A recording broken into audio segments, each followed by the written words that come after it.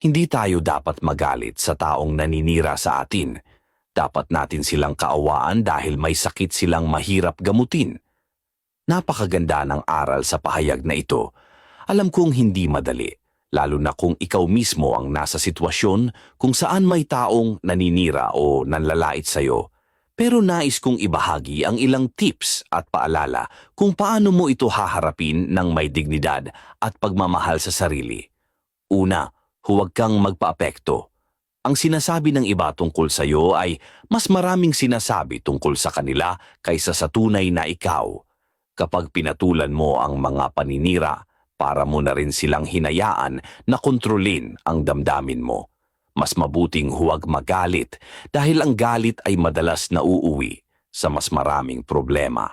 Pangalawa, unawain mo ang pinanggagalingan nila. Ang taong naninira ay madalas may sariling insecurities o problema. Maaaring may inggit sila o may pagkukulang sila sa sarili nila na sinusubukan nilang itago sa pamamagitan ng pag-atake sa iba. Kapag naiintindihan mo ito, mas madali mong makikita na ang problema ay hindi talaga ikaw kundi sila mismo.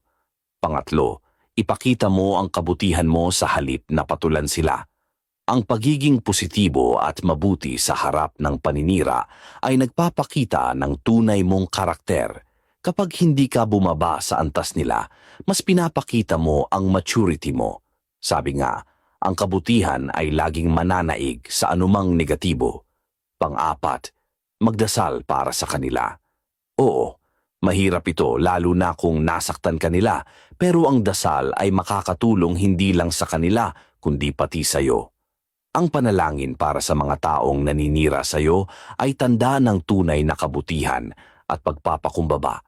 Sa ganitong paraan, mas mapapanatili mo ang kapayapaan sa sarili mo.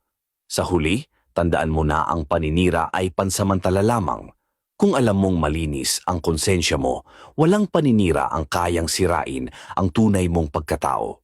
Kaya sa halip na magalit, kaawaan mo sila dahil ang ganitong asal ay isang sakit na mahirap gamutin.